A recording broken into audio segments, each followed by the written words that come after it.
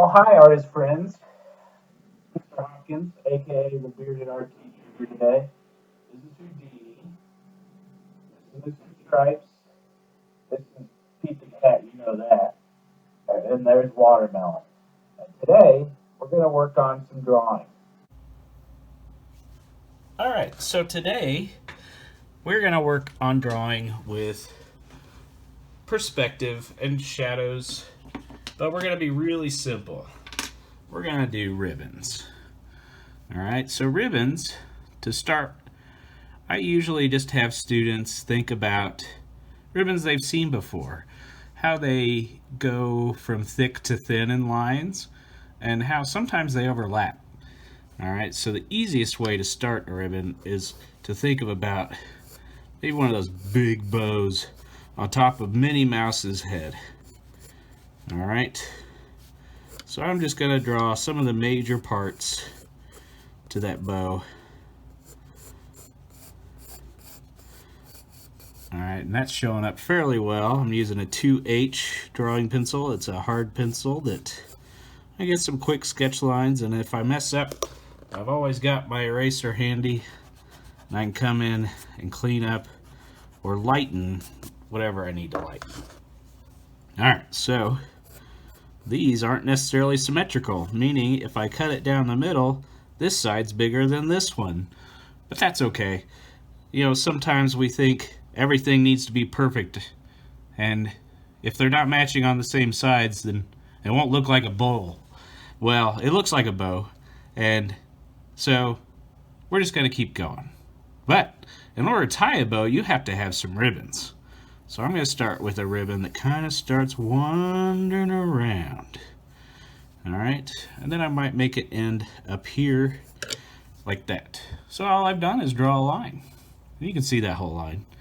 All right, so next up, I'm going to do the other side, and the other side's going to come, and I'm going to make this once again a little bit more balanced but asymmetrical. I'm going to bring it down.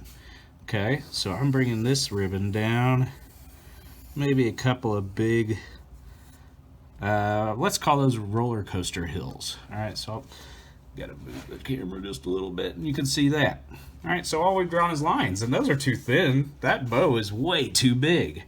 All right, so now we're gonna make it look like it goes from further away to closer. And you're using, most of the time, parallel lines, and sometimes they'll intersect when they twist. All right, so I'm not gonna start with a very wide one.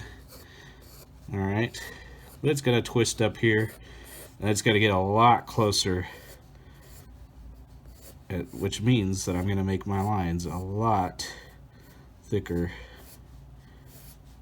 unless they're overlapping.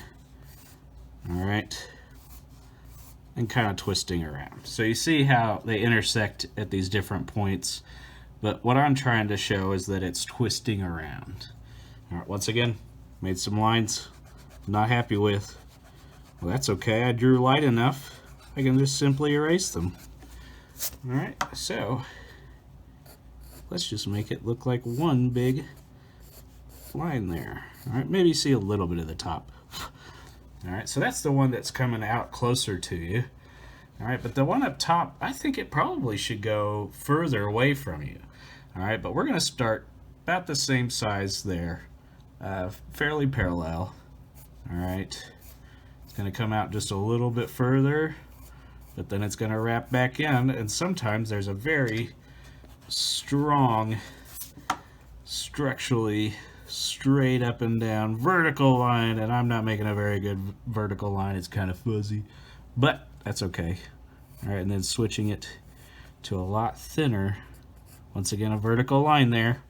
Okay, I even can come over here and know I'm going to make a vertical line there and a vertical line here, but I want it to be very thin because it's going farther and farther away.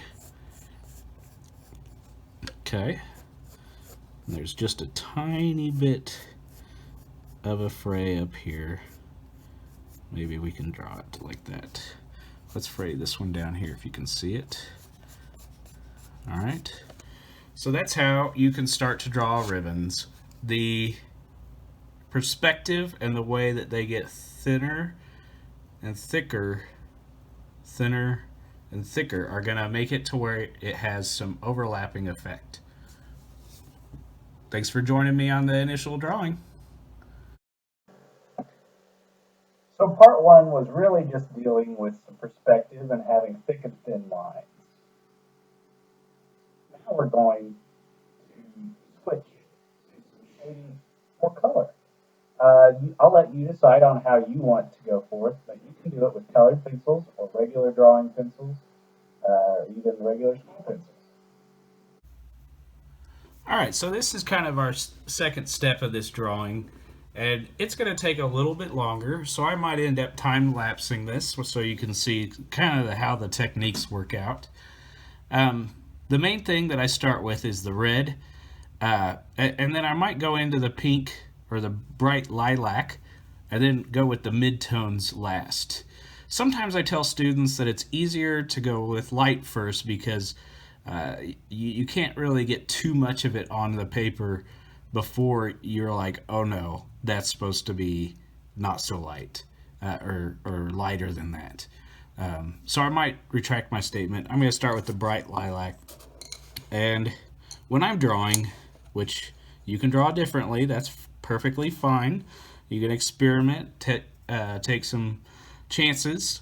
But when I start, I probably want to start with the highlights. All right, so I'm going to kind of come in here with my lilac, which is a little bit more like a purple than it is a pink like I thought it would be.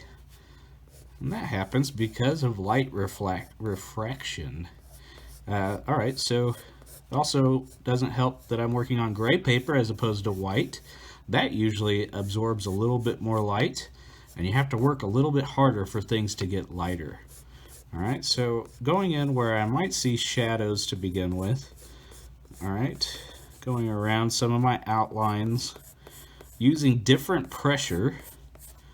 All right, so I'm not necessarily pressing as hard if I try and make it lighter.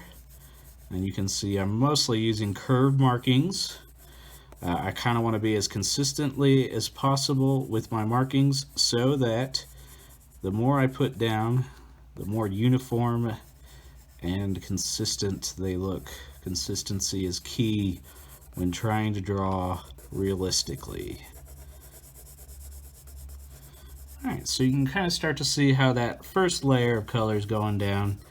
And I'm going to go ahead and probably from here just work on a time lapse and allow you guys to kind of see how it unfolds.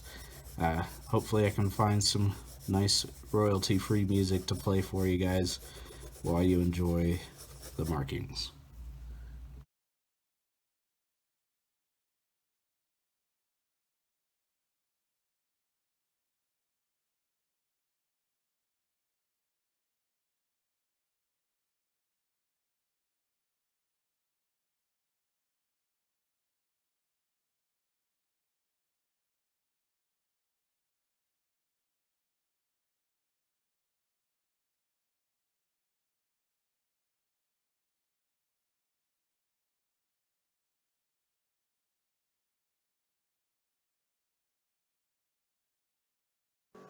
Well, artists, that's it for the quick tutorial on how to draw ribbons using a little bit of perspective.